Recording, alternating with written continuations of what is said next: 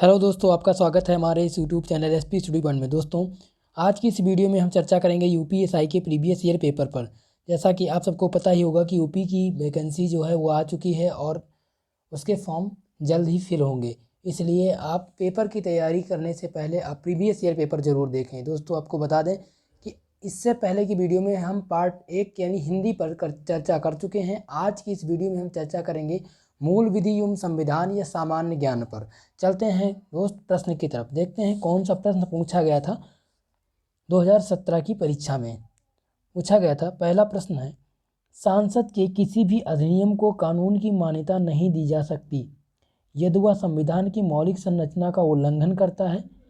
किस ऐतिहासिक मामले में उच्चतम न्यायालय ने यह बात कही थी? ऑप्शन है कॉमन काज बनाम भारत संघ, ऑप्शन नंबर बी है भारतीय रिजर्व बैंक बनाम Jayantilal Mishra, option number C है मेनका गांधी बनाम भारत संघ, ऑप्शन नंबर डी है केशवानंद भारती बनाम केरल राज। दोस्तों, इस प्रकार इस क्वेश्चन का सही आंसर हो जाएगा option number D, Keshavananda Bharati बनाम केरल राज ने उच्चतम न्यायालय ने यह बात कही थी। केशवानंद भारती बनाम केरल राज में उच्चतम न्यायालय ने यह बात कही थी। इस प्रकार इस क्वेश्चन का करेक्ट आंसर हो जाता है ऑप्शन नंबर डी। चलते हैं अगले प्रश्न पर। अगला प्रश्न पूछा गया है, अफगानिस्तान के ट्रांसपोर्ट के नेटवर्क को कितनी वित्तीय सहायता प्रदान करने के लिए भारत सहमत हुआ है? ऑप्शन नंबर ए है $3.87 बिलियन, ऑप्शन नंबर बी है 2.87 मिलियन, ऑप्शन नंबर सी है 3.87 मिलियन और ऑप्शन नंबर डी है 2.87 बिलियन। इस प्रकार इस क्वेश्चन का सही आंसर हो जाएगा ऑप्शन नंबर बी, $2.87 बिलियन। चलते हैं अगले प्रश्न की तरफ, देखते हैं अगला प्रश्न क्या पूछा गया है। क्वेश्चन नंबर 43 पूछा गया है, निम्नलिखित में से कौन सा विषय राज्य सूची के अंतर्गत आता है? निम्नलिखित में से कौन सा विषय राज्य सूची के अंतर्गत आता है? ऑप्शन नंबर ए है बीमा, ऑप्शन नंबर बी है न्याय, चिकित्सा और अन्य आजीविका, ऑप्शन नंबर सी है पथकर, ऑप्शन नंबर डी है रोजगार और बेरोजगारी। इस प्रकार इस क्वेश्चन का सही आंसर हो जाएगा ऑप्शन नंबर सी, पथकर जो है वो विषय राज्य सूची के अंतर्गत आता है। इस प्रकार इस क्वेश्चन का सही आंसर हो जाएगा ऑप्शन नंबर सी। चलते हैं अगले प्रश्न की तरफ। अगला प्रश्न पूछा गया है 53 नंबर, क्वेश्चन नंबर 53 पूछा गया है, खाद्य तेल निम्नलिखित में से किससे निकाला जाता है? खाद्य तेल यानी जो खाद्य पदार्थ है, जो खाने वाला तेल है, वो इनमें से किस में पाया जाता है? ऑप्शन नंबर ए है भांग, ऑप्शन नंबर बी है कपास, सी है राई और डी है रतन जोत। इस प्रकार इस क्वेश्चन का सही आंसर हो जाएगा ऑप्शन नंबर सी, राई यानी जो सरसों होती है उसी को हम राई कहते हैं, उसी को क्या कहते हैं? राई कहते हैं। इस प्रकार इस क्वेश्चन का सही आंसर हो जाएगा ऑप्शन नंबर सी। चलते हैं अगले प्रश्न की तरफ। अगला प्रश्न पूछा गया है 54 नंबर, प्रदूषण नियंत्रण के लिए देश का शीर्ष संगठन है। प्रदूषण नियंत्रण के लिए देश का शीर्ष संगठन है। ऑप्शन नंबर ए है पर्यावरण, वन और जलवायु परिवर्तन विभाग, ऑप्शन नंबर बी है पर्यावरण प्रदूषण नियंत्रण प्राधिकरण, ऑप्शन नंबर सी है केंद्रीय प्रदूषण नियंत्रण बोर्ड, ऑप्शन नंबर डी है प्रदूषण नियंत्रण योजना कक्ष। इस प्रकार इस क्वेश्चन का सही आंसर हो जाएगा ऑप्शन नंबर सी, केंद्रीय प्रदूषण नियंत्रण बोर्ड। केंद्रीय प्रदूषण नियंत्रण बोर्ड प्रदूषण नियंत्रण के लिए देश का शीर्ष संगठन है। चलते हैं अगले प्रश्न की तरफ, देखते हैं अगला प्रश्न क्या पूछा गया है। अगला प्रश्न पूछा गया है 44 नंबर क्वेश्चन पूछा गया है, राज्य के विधि निर्माण अधिकारों में संदर्भ में निम्नलिखित में से कौन सा सही है? ऑप्शन नंबर ए है सांसद राज्य सूची के विषय पर भी कानून बना सकता है अगर 2 या 2 से अधिक राज्यों के विधानमंडल में इस निष्कर्ष पर पहुँचे कि सांसद विधिपूर्वक उन राज्यों से संबंधित राज्य की सूची के विषयों पर कानून बना सकता है? ऑप्शन नंबर बी है सांसद द्वारा पारित कोई भी अधिनियम ऐसे राज्यों तथा अन्य कोई भी राज्य जो इस प्रकार के संकल्प पारित करता है उन पर लागू होगा। ऑप्शन नंबर सी है संसद के पास ऐसे अधिनियमों को संशोधित अथवा निरस्त करने का भी अधिकार है। अब इसमें पूछा गया है इसमें से कौन सा कथन सत्य है या कौन सा सुमेलित है या इसमें इन चारों में से कौन सा सही है राज्य के विधि निर्माण अधिकारों के संदर्भ में। तो इस प्रकार इस क्वेश्चन का सही आंसर हो जाएगा option number A. Option number A, B और सी ये तीनों क्या है राज्य के विधि निर्माण अधिकारों के संदर्भ में सही हैं। राज्य के विधि निर्माण अधिकारों में ये चारों सुमेलित हैं। चलते हैं अगले प्रश्न की तरफ। अगला प्रश्न है क्वेश्चन नंबर 55 है किस प्रकार की तबाही के बाद वह जंगल को दोबारा उग जाते हैं उनको क्या कहा जाता है? किस प्रकार की तबाही के बाद वह जंगल जो दोबारा उग जाते हैं उनको क्या कहा जाता है? ऑप्शन नंबर ए है प्राचीन वन, ऑप्शन नंबर बी है खुला वन, सी है बंद वन और डी है द्वितीयक वन। डी है द्वितीयक वन। जल्दी से आप इसका आंसर बताइए। इस प्रकार इस क्वेश्चन का सही आंसर हो जाएगा ऑप्शन नंबर डी द्वितीयक वन। मतलब प्रथम वन उन्हें कहते हैं जो एक ही बार में नष्ट हो जाए, द्वितीयक वन उसे कहते हैं जो एक बार उगे और दूसरे अगर जैसे कोई भी मतलब पेड़ है, पेड़ को काट दिया जाए, अगर हरा पेड़ है काट दिया जाए तो उनकी जड़ें उत्पन्न होती हैं, उनकी जड़ें जो रह जाती हैं वो एक बार फिर से उगाती हैं, उसे हम द्वितीयक जड़ का उदाहरण कहते हैं। इस प्रकार इस क्वेश्चन का सही आंसर हो जाएगा ऑप्शन नंबर डी। चलते हैं अगले प्रश्न की तरफ। पूछा गया है क्वेश्चन नंबर 56 पूछा गया है 30 नवंबर 2017 को संयुक्त खुफिया समिति JIC के द्वारा JIC के प्रमुख कौन थे? JIC के प्रमुख कौन थे? जल्दी से आप इसका आंसर बताइए। क्वेश्चन नंबर 56 का सही आंसर क्या हो जाएगा? क्वेश्चन नंबर 56 का सही आंसर हो जाएगा, जल्दी से आप कमेंट करिए, कमेंट करके बताइए इसका सही आंसर क्या हो जाएगा। ऑप्शन नंबर ए है दिनेश्वर शर्मा, बी है RN Ravi, option number C है राजेंद्र खन्ना और डी है अजीत डोभाल।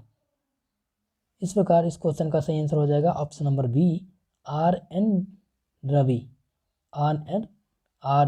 रवि इसका करेक्ट आंसर हो जाएगा। चलते हैं अगले प्रश्न की तरफ, देखते हैं अगला प्रश्न क्या पूछा गया है। अगला प्रश्न पूछा गया है संविधान के अनुसार इनमें से कौन सी भारत की राष्ट्रीय भाषा है? संविधान के अनुसार इनमें से कौन सी भारत की राष्ट्रीय भाषा है? ऑप्शन नंबर ए भारत की कोई राष्ट्रीय भाषा नहीं है, ऑप्शन नंबर बी है हिंदी और अंग्रेजी, ऑप्शन नंबर सी है हिंदी, ऑप्शन नंबर डी है अंग्रेजी। ऑप्शन नंबर डी है अंग्रेजी। ए है भारत की कोई राष्ट्रभाषा नहीं है, बी है हिंदी और अंग्रेजी, सी है हिंदी और डी है अंग्रेजी। जल्दी से आप इसका आंसर दीजिए। इस क्वेश्चन का क्वेश्चन नंबर 57 का सही आंसर क्या हो जाएगा? इसका सही आंसर हो जाएगा ऑप्शन नंबर ए भारत की कोई राष्ट्रभाषा नहीं है, भारत की मानक राज्य भाषा है। भारत की मानक राष्ट्रभाषा क्या है? मानक राष्ट्रभाषा हिंदी है। भारत की मानक राष्ट्रभाषा जो है वह है हिंदी, राष्ट्रीय भाषा नहीं, मानक राष्ट्रीय भाषा क्या है? हिंदी है। इस प्रकार इस क्वेश्चन का सही आंसर हो जाएगा ऑप्शन नंबर ए।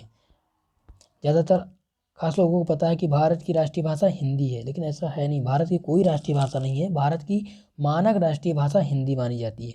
इस प्रकार इस क्वेश्चन का सही आंसर हो जाता है ऑप्शन नंबर ए। चलते हैं अगले प्रश्न की तरफ। अगला प्रश्न है 45 नंबर। उपाधियों का अंत संविधान में किसके अंतर्गत प्रतिस्फटित करता है? ऑप्शन नंबर ए है संस्कृत एवं शैक्षिक अधिकार, ऑप्शन नंबर बी है समानता का अधिकार, ऑप्शन नंबर सी है स्वतंत्रता का अधिकार, ऑप्शन नंबर डी है शोषण के विरुद्ध अधिकार। जल्दी से आप इस क्वेश्चन का सही आंसर बताइए।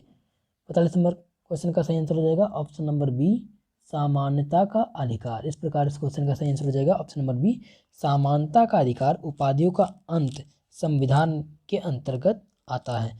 चलते हैं अगले प्रश्न की तरफ, देखते हैं अगले प्रश्न में क्या पूछा गया है। क्वेश्चन नंबर 46 है, पूछा गया निम्नलिखित में से कौन सा एक यौन संचित रोग नहीं है। ये आपकी बायोलॉजी से पूछा गया है, ये क्वेश्चन आपके बायोलॉजी से पूछा गया है।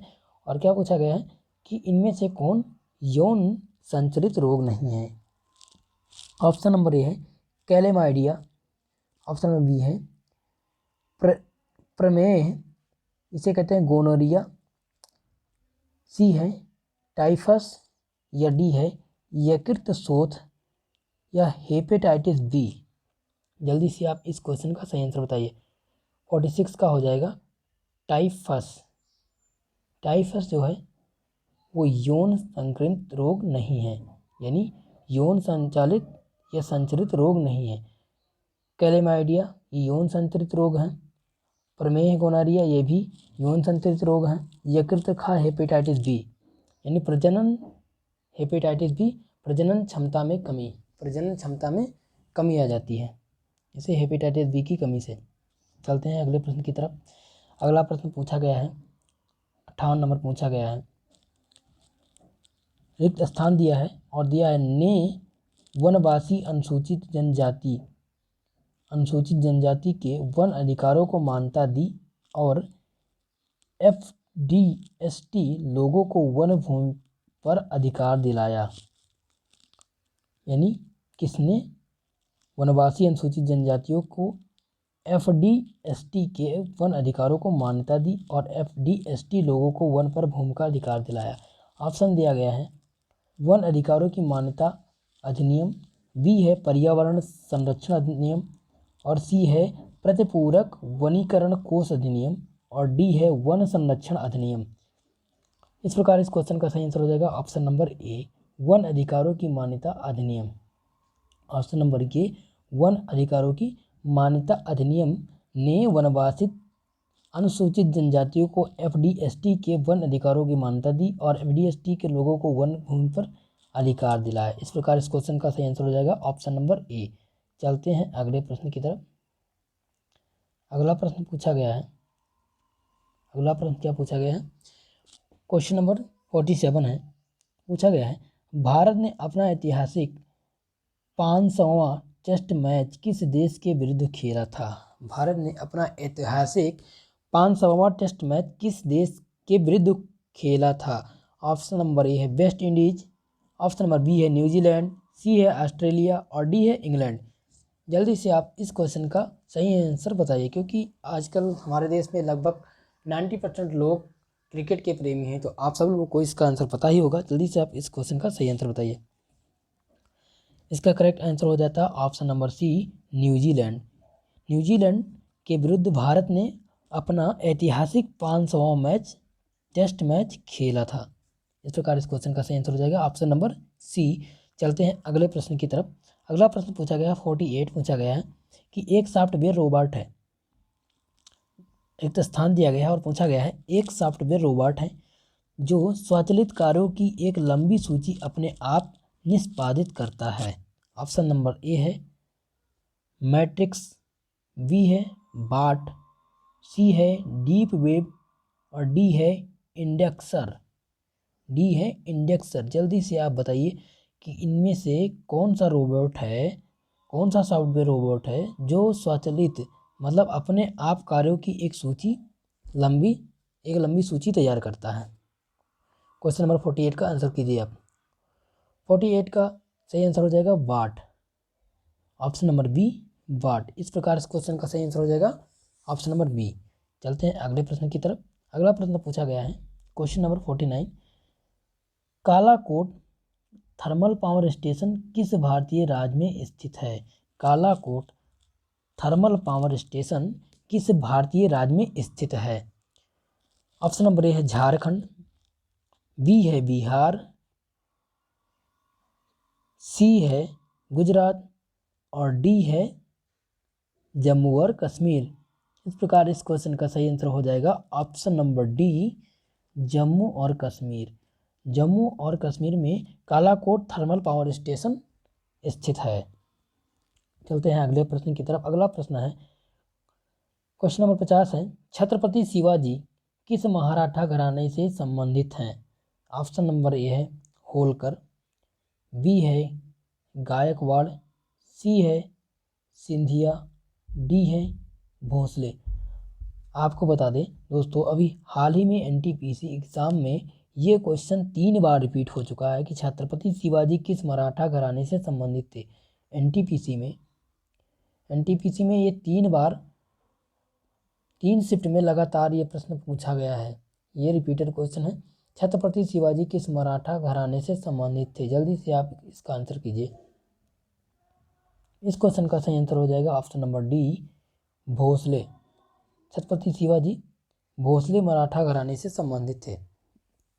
चलते हैं अगले प्रश्न पर। अगला प्रश्न पूछा गया है, क्वेश्चन नंबर 59 है, अगर कोई पत्र याचिका जनहित याचिका के रूप में दायर होती है तो इसके लिए किसके आदेशों का पालन करना चाहिए?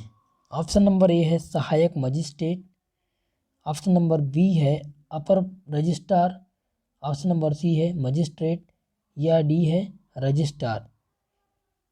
इस क्वेश्चन का सही आंसर हो जाएगा ऑप्शन नंबर सी मजिस्ट्रेट। अगर कोई पत्र याचिका जनहित याचिका के रूप में दायर होती है तो इसके लिए मजिस्ट्रेट के द्वारा आदेश पारित होना चाहिए। इस प्रकार इस क्वेश्चन का सही आंसर हो जाएगा ऑप्शन नंबर सी। चलते हैं अगले प्रश्न की तरफ।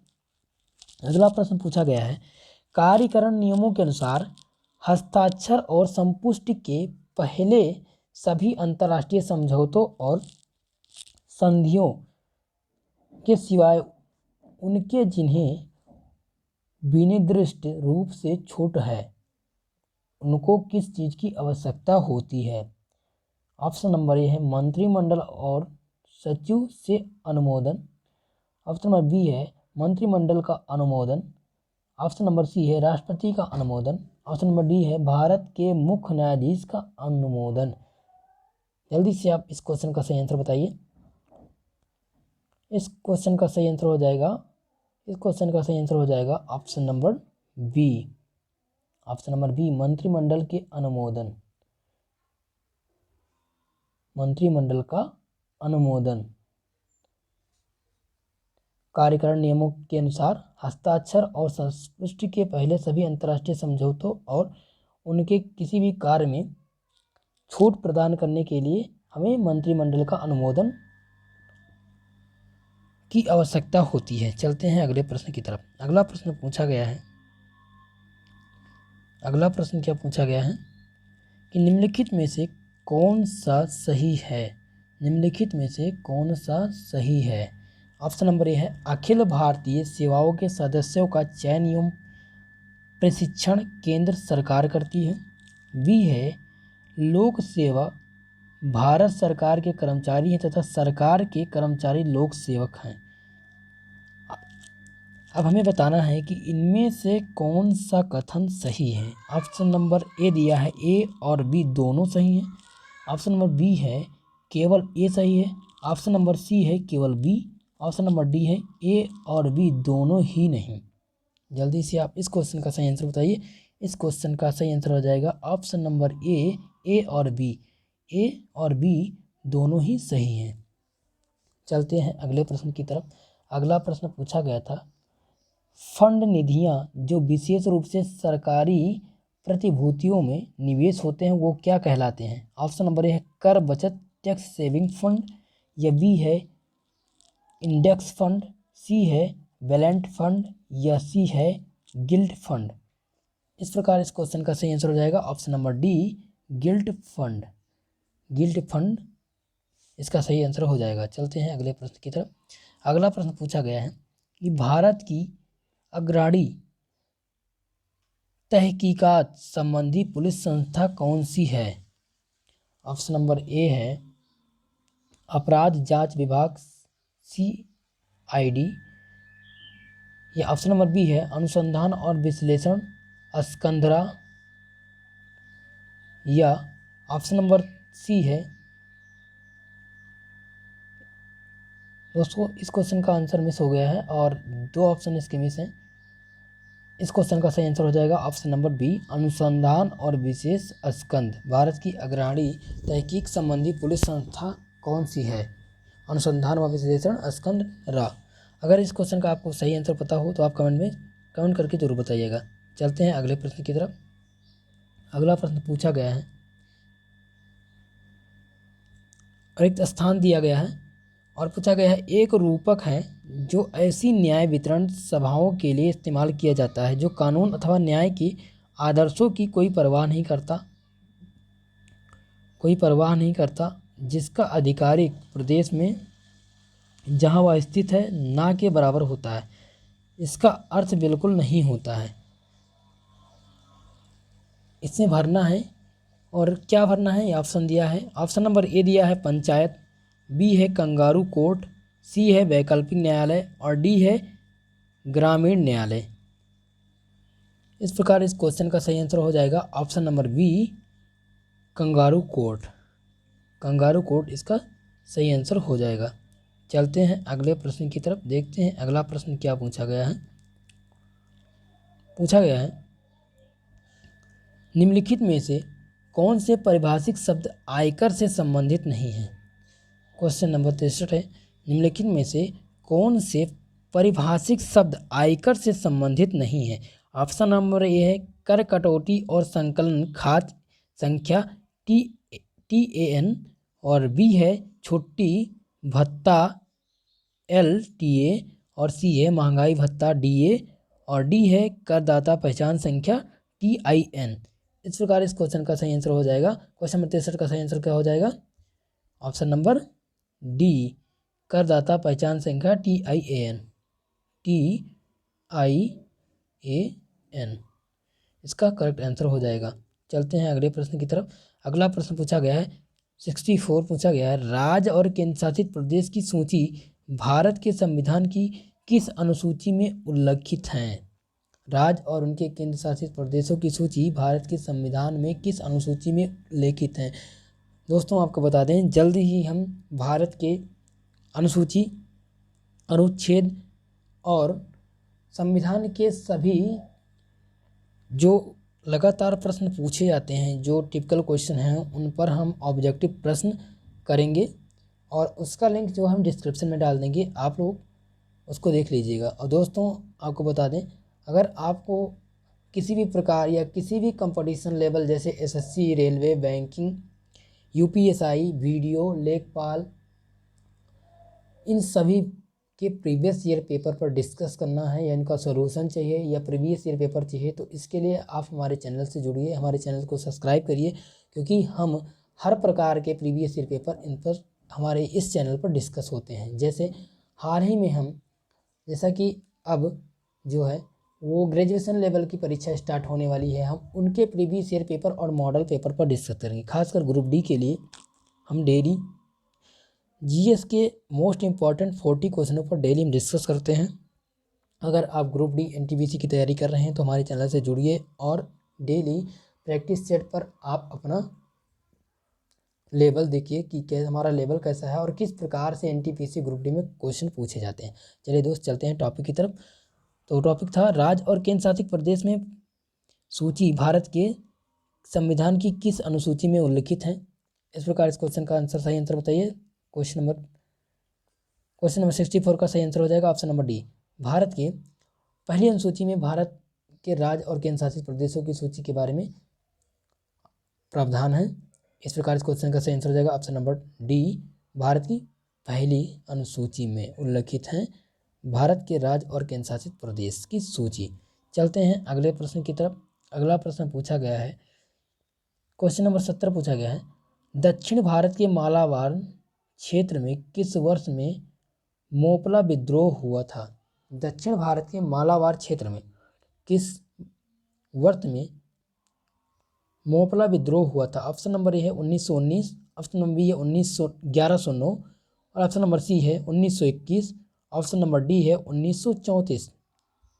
इस प्रकार इस क्वेश्चन का सही आंसर हो जाएगा ऑप्शन नंबर सी, 1921 में दक्षिण भारत के मालाबार क्षेत्र में मोपला विद्रोह हुआ था। चलते हैं अगले प्रश्न की तरफ। क्वेश्चन नंबर 71 है, पूछा गया निम्नलिखित में से कौन सी सूचना अधिकार अधिनियम के अंतर्गत उपयुक्त लोक सूचना अधिकारी से मांगी जा सकती है। ऑप्शन नंबर ए है कोई कॉलेज अथवा पाठ्यक्रम विश्वविद्यालय अनुदान आयोग के द्वारा अनुमोदित है या नहीं। ऑप्शन नंबर बी है संसद विधायक निधि का इस्तेमाल तथा ग्राम पंचायतों के व्यय का विवरण। देखते हैं इसमें कौन सा कथन जो है वो हमें बताता है कि सूचना अधिकार अधिनियम के अंतर्गत लोक सूचना अधिकारी से क्या मांगी जा सकती है। ऑप्शन नंबर ए है ए और बी दोनों। ऑप्शन नंबर बी है केवल बी। ऑप्शन नंबर सी है ए और बी दोनों ही। ऑप्शन नंबर डी है केवल ए। इस प्रकार इस क्वेश्चन का सही आंसर हो जाएगा ऑप्शन नंबर ए व बी दोनों। ए व बी दोनों। दोस्तों आप ध्यान से इस क्वेश्चन को पहले पढ़िएगा, उसके बाद में ही आप आंसर कीजिएगा। बहुत लोग होता है देखते हैं तुक्का मारने लगते हैं, ए और बी देके डायरेक्ट कर दिए, क्योंकि ए हो सकता है केवल ए ही सही हो सकता है बी ही सही हो। तो आप तुक्का मत मारिए, अपने माइंड को कंसंट्रेट करके इसको पढ़िए और इसका सही आंसर दीजिए। चलते हैं अगले प्रश्न की तरफ। अगला प्रश्न पूछा गया है निम्नलिखित में से कौन सा राज्य नीति के निर्देशक सिद्धांतों में उल्लेखित नहीं है। निम्नलिखित में से कौन सा राज्य नीति के निर्देशक सिद्धांतों में उल्लेखित नहीं था। ऑप्शन नंबर ए है कथन दिया गया है, कथन ए है काम पाने का अधिकार। कथन बी है कार्यस्थल पर उचित एवं मानवीय परिवेश तथा मातृत्व सहायता का प्रावधान। अब ऑप्शन देता है कि इसमें से क्या उल्लेखित नहीं था नहीं, क्या उल्लेखित नहीं था, है नहीं था, क्या उल्लेखित नहीं था। ध्यान से आप इस क्वेश्चन को पढ़िएगा, क्योंकि मैं भी इस क्वेश्चन में, मैं ही नहीं बहुत लोग इस क्वेश्चन में गलत कर देते हैं। वो ध्यान से नहीं पढ़ते हैं, केवल वो इतना ही पढ़ते हैं निम्नलिखित में से कौन सा राज्य नीति निर्देशक सिद्धांतों में उल्लेखित था, नहीं कि देखते ही नहीं कि नहीं लिखा है या क्या लिखा है, और हम जल्दीबाजी में गलत आंसर दे देते हैं। तो इस प्रकार आप ध्यान से इस क्वेश्चन को पढ़िए और माइंड को कंसंट्रेट करके इसका आंसर दीजिए। कथन ए है काम पाने का अधिकार। कथन बी है कार्यस्थल पर उचित एवं मानवीय परिवेश तथा मातृत्व सहायता का प्रावधान। ऑप्शन देता है ऑप्शन नंबर ए और बी दोनों। ऑप्शन नंबर बी है केवल ए। ऑप्शन नंबर सी है केवल बी। ऑप्शन नंबर डी है ए और बी दोनों ही नहीं। इनमें से क्या उल्लिखित नहीं था। इस प्रकार इस क्वेश्चन का सही आंसर हो जाएगा ऑप्शन नंबर सी केवल बी। केवल बी जो है मतलब कार्यस्थल पर उचित एवं मानवीय परिवेश तथा मातृत्व सहायता का प्रावधान राज्य के नीति निर्देशक सिद्धांतों में उल्लेखित नहीं था। चलते हैं अगले प्रश्न की तरफ। अगला प्रश्न पूछा गया है भारतीय संविधान के अनुच्छेद 266 फर्स्ट के अंतर्गत किसका गठन किया गया था। सरकार को प्राप्त राजस्व और सरकार द्वारा किया गया व्यय इसका हिस्सा है। ऑप्शन नंबर ए है भारत की आकस्मिकता निधि। ऑप्शन नंबर बी है भारत की लोक निधि। ऑप्शन नंबर सी है भारत की समेकित निधि। ऑप्शन नंबर डी है वार्षिक वित्तीय निधि। जल्दी से आप इस क्वेश्चन का सही आंसर बताइए। इस क्वेश्चन का सही आंसर हो जाएगा ऑप्शन नंबर सी भारत की समेकित निधि। भारत की समेकित निधि भारतीय संविधान के अनुच्छेद 266 फर्स्ट के अंतर्गत भारत की समेकित निधि का गठन किया गया था। इस प्रकार इस क्वेश्चन का सही आंसर हो जाता है ऑप्शन नंबर सी। चलते हैं अगले प्रश्न की तरफ। अगला प्रश्न पूछा गया है, ये कंप्यूटर का क्वेश्चन है, ये कंप्यूटर से पूछा गया है। एक कार्य को रद्द कर फिर पूर्व स्थिति प्राप्त करने के लिए MS वर्ड में किस शॉर्टकट का उपयोग किया जाता है। यानी अंडू, और मतलब कि जो भी कार्य किया गया है उसको किससे हम रिटर्न करते हैं। जैसे हमने कोई टाइप किया, कोई भी वर्ड टाइप किया, उसको हम हटा दिए। हम चाहते हैं कि वो MS वर्ड में बात कर रहे हैं, MS वर्ड में अगर हम किसी वर्ड को टाइप किए और उसको हटा दिए, अगर हम चाहते हैं कि इसको फिर वापस लें तो हम क्या करेंगे, कंट्रोल+Z करेंगे, क्या हो जाएगा, वापस आ जाएगा। इस प्रकार इस क्वेश्चन का सही आंसर हो जाता है ऑप्शन नंबर ए कंट्रोल+Z। चलते हैं अगले प्रश्न की तरफ। अगला प्रश्न पूछा गया है भारत में निजी सुरक्षा एजेंसियों के लिए प्रत्यक्ष विदेशी निवेश सीमा क्या है। ऑप्शन नंबर ए है 51%, बी है 100%, सी है 49% और डी है 74%। इस प्रकार इस क्वेश्चन का सही आंसर हो जाएगा ऑप्शन नंबर डी 74%। भारत में निजी सुरक्षा एजेंसियों के लिए प्रत्यक्ष विदेशी निवेश की सीमा 74% है। चलते हैं अगले प्रश्न की तरफ, देखते हैं अगला प्रश्न क्या पूछा गया है। अगला प्रश्न पूछा गया है, राज्य के राज्यपाल विधान परिषद में कुछ ऐसे नियुक्ति कर सकते हैं। भारत के राज्यपाल विधान परिषद में कुछ ऐसे सदस्य की नियुक्ति कर सकते हैं जिन्हें कुछ विशेष क्षेत्रों में विशेष ज्ञान अथवा व्यवहारिक अनुभव प्राप्त है। जैसे देखते हैं किस क्षेत्र के लोगों को वो नियुक्त कर सकते हैं, यानी राज्यपाल किस क्षेत्र के लोगों को हम नियुक्त कर सकते हैं। तो ऑप्शन नंबर ए है विज्ञान, बी है साहित्य, सी है कला और डी है सहकारी आंदोलन। अब इसमें हमें देखना इन चारों में से किस किस को या किन किन की नियुक्ति जो है राज्यपाल विधान परिषद में सदस्य की तरह नियुक्ति कर सकता है। ऑप्शन नंबर ए है ए व बी, ऑप्शन नंबर बी है बी व सी, ऑप्शन नंबर सी है ए बी और सी, ऑप्शन नंबर डी है ए बी सी और डी। जल्दी से आप 74 नंबर क्वेश्चन का सही आंसर दीजिए। इसमें है सही आंसर इसका ए बी और सी और डी, क्योंकि राज्यपाल विधान परिषद में सदस्य की नियुक्ति इस प्रकार कर सकता है, जैसे वो विज्ञान के क्षेत्र में विशेष जानकारी हो, साहित्य के बारे में उनकी विशेष जानकारी हो, या कला के बारे में या सहकारी आंदोलन से वो संबंधित हो। इस प्रकार इस क्वेश्चन का सही आंसर हो जाएगा option number D A B C और डी। चलते हैं अगले प्रश्न की तरफ। अगला प्रश्न पूछा गया है, भारत का संविधान सभा द्वारा प्रारूपित किया गया था 16 मई 1946 को कैबिनेट मिशन प्लान के अंतर्गत इसे कार्यान्वित किया गया था। संविधान सभा के सदस्यों का चयन प्रादेशिक असेंबलियों द्वारा अनुपातिक प्रतिनिधित्व प्रणाली के एकल हस्तरणीय मत द्वारा किया गया था। उस समय संविधान सभा में कुल कितने सदस्य थे? उस समय संविधान सभा में कुल कितने सदस्य थे?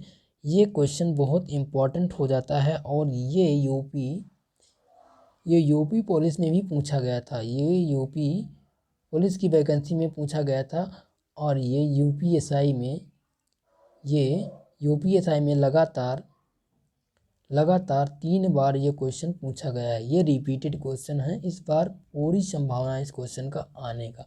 इस प्रकार संविधान सबसे मेन टॉपिक है हिंदी और संविधान आप अच्छे से तैयार करिए, और इसमें अगर आपका हिंदी और संविधान तैयार है तो आप लगभग 40% तो मैथ कर ही लेंगे। अगर आपका ये दोनों सब्जेक्ट मजबूत है तो आपका सिलेक्शन पक्का है। इस प्रकार इस क्वेश्चन का सही आंसर आप बताइए। क्वेश्चन नंबर 67 का सही आंसर क्या हो जाएगा? इसका सही आंसर हो जाएगा ऑप्शन नंबर बी 389। उस समय 389 सदस्य संविधान सभा में उपलब्ध थे, या संविधान सभा में उनकी कुल संख्या थी 389। चलते हैं अगले प्रश्न की तरफ। अगला प्रश्न है 75 पूछा गया है, प्राथमिकता प्राप्त क्षेत्र के ऋण किसकी ओर संकेत करते हैं? ऑप्शन नंबर ए है लघु उद्योग, कृषि, छोटे कारोबार आदि को दिए जा रहे ऋण, बी है वाणिज्य क्षेत्र में दिए जा रहे ऋण, सी है सॉफ्टवेयर उद्योग को दिए जा रहे ऋण और डी है सार्वजनिक क्षेत्र के उद्यमों को दिए जा रहे ऋण। जल्दी से आप इस क्वेश्चन का सही आंसर बताइए। 75 नंबर क्वेश्चन का सही आंसर हो जाएगा ऑप्शन नंबर ये लघु उद्योग, कृषि, छोटे कारोबार आदि को दिए जा रहे ऋण को हम प्राथमिकता प्राप्त क्षेत्र में ऋण की ओर संकेत करते हैं। चलते हैं अगले प्रश्न की तरफ। अगला प्रश्न पूछा गया है प्रश्नकाल के दौरान पूछा जाने वाला एक प्रकार का प्रश्न है। प्रश्नकाल के दौरान पूछा जाने वाला एक प्रकार का प्रश्न है। संसद में इसका मौखिक उत्तर नहीं मांगा जाता और इस पर पश्चाताप कोई भी अनुपूरक प्रश्न नहीं पूछे जा सकते। ऑप्शन नंबर ए है अतारांकित प्रश्न, बी है तारांकित प्रश्न और सी है गैर सरकारी सदस्य को संबोधित प्रश्न और डी है अल्प सूचना प्रश्न। जल्दी से आप इस क्वेश्चन का सही आंसर दीजिए। इस क्वेश्चन का सही आंसर हो जाएगा ऑप्शन नंबर ए, अतारांकित प्रश्न। अतारांकित प्रश्न जो है वो प्रश्न काल के दौरान पूछे जाने वाला एक प्रकार का प्रश्न है। चलते हैं अगले प्रश्न की तरफ। अगला प्रश्न है, किस महाद्वीप में कोई ठंडा मौसम नहीं है? किस महाद्वीप में कोई ठंडा मौसम नहीं है? ए है अफ्रीका, बी है दक्षिण अमेरिका, सी है ऑस्ट्रेलिया और डी है एशिया। डी है एशिया। जल्दी से आप इसका आंसर कीजिए। इसका आंसर हो जाएगा ऑप्शन नंबर ए, अफ्रीका। अफ्रीका महाद्वीप में ठंडी का मौसम नहीं होता है। चलते हैं अगले प्रश्न की तरफ। क्वेश्चन नंबर 77 पूछा गया है, अंतर्राष्ट्रीय महिला आयोग की अध्यक्ष तथा प्रत्येक सदस्य का अधिकतम काल कितने सालों का होता है? प्रश्न नंबर 77 पूछा गया है। ऑप्शन नंबर ए है 3 वर्ष, बी है 2 वर्ष, सी है 4 वर्ष और डी है 5 वर्ष। इस प्रकार इस क्वेश्चन का सही आंसर हो जाएगा ऑप्शन नंबर सी, 3 वर्ष। चलते हैं अगले प्रश्न की तरफ। अगला प्रश्न पूछा गया है कि दंड प्रक्रिया संहिता की धारा 2X के अनुसार वारंट मामला वह होता है जो एक ही ऐसे अपराध से संबंधित है जिनकी सजा मृत्युदंड, आजीवन कारावास तथा अथवा वर्षों से अधिक अवधि का कारावास हो सकता है। आप इन सब क्वेश्चनों को ध्यान से पढ़िएगा क्योंकि यूपीएसआई में बहुत सारे लंबे प्रश्न आते हैं और सबसे ज़्यादा खासकर आपका मेजर पार्ट जो है वो पॉलिटी है और हिंदी है। बार बार मैं दोस्तों आपको यही सजेस्ट करूँगा कि आप हिंदी और पॉलिटी बहुत अच्छे से तैयार करिएगा।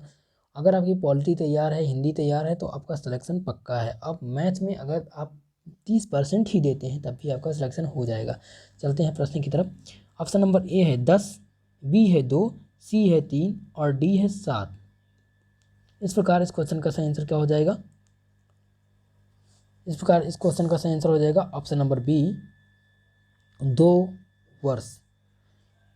यानी दंड प्रक्रिया संहिता की धारा 2X के अनुसार वारंट मामला वह होता है जो ऐसे अपराध से संबंधित है जिसकी सजा मृत्युदंड, आजीवन कारावास अथवा 2 वर्षों से अधिक अवधि का कारावास हो सकता है। चलते हैं अगले प्रश्न की तरफ। अगला प्रश्न क्या पूछा गया है? अगला प्रश्न पूछा गया है कि इस यातायात संकेत का अर्थ क्या है? इस यातायात संकेत का क्या अर्थ है? ऑप्शन नंबर ए, साइकिल चलाने की जगह। ऑप्शन नंबर बी है मोटर गाड़ियों का आना मना है। ऑप्शन नंबर सी है केवल मार्ग साइकिल चलाने के लिए है। ऑप्शन नंबर डी, साइकिल चलाना मना है। इस प्रकार इस क्वेश्चन का सही आंसर हो जाएगा ऑप्शन नंबर सी, यह मार्ग केवल साइकिल चालकों के लिए है। चलते हैं अगले प्रश्न की तरफ।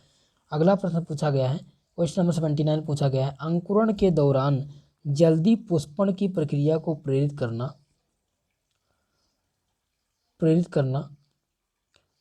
किसके लिए बीज के द्युतशीतन उपचार की प्रक्रिया को कौन सी प्रक्रिया कहा जाता है? ऑप्शन नंबर ए है प्रकाश अवध प्रभाव, बी है अनिषेकजन या सी है